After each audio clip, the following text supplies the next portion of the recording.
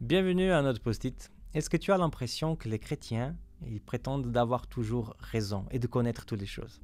Alors, si tu penses que ça c'est vrai et si tu veux voir ce thème abordé avec la Bible dans la main, il faut vraiment écouter ce post-it jusqu'à la fin.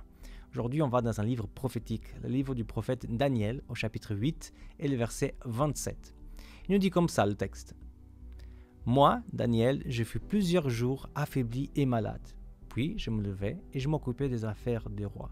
J'étais atterré à cause de la vision, je ne la comprenais pas. Daniel est un prophète qui est au service du roi de Babylone. Il était déporté avec une grande quantité d'autres Israélites et il a eu entre guillemets la chance de pouvoir servir à côté du roi. Il va gagner une certaine réputation lorsqu'il arrive à trouver des réponses par rapport aux visions que le roi il aura tout au début de son travail dans la cour. Mais plus tard, Dieu ne va pas cesser de le parler et de le parler à travers des visions. Mais cette fois-ci, au chapitre 8, il voit une vision en qui il comprend absolument rien.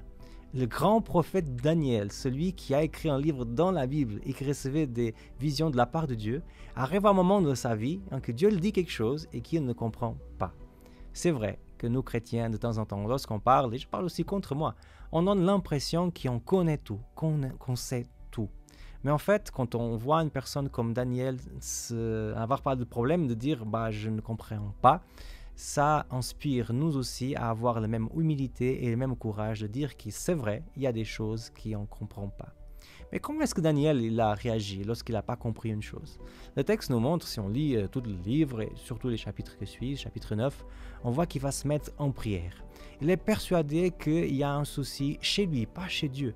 Et il commence à prier, à dire « Seigneur, s'il te plaît, qu'est-ce qui se passe? Pardonne-moi mes fautes, pardonne mes péchés. » Et il insiste par rapport à ce pardon parce qu'il pense et il sent que le fait d'avoir péché fait qu'il ne comprend plus le langage du ciel.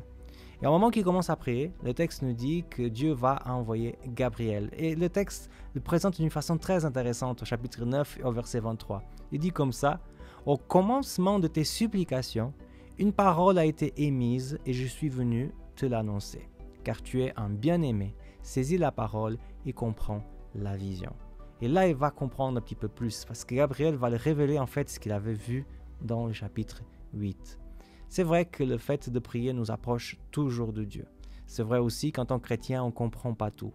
Mais une chose qu'on peut apprendre de ce texte, c'est qu'on comprend toujours mieux lorsqu'on appelle Dieu dans la prière. Lorsqu'on confesse nos péchés et on se dit « Seigneur, moi je veux vraiment écouter ta voix, comprendre le langage du ciel ». Là, on sera sûr que le Seigneur va s'approcher de nous et peut-être, comme Daniel, on va comprendre mieux ce qu'il veut nous révéler. Moi, je m'appelle Samuel Cogna et c'était le post-it d'aujourd'hui.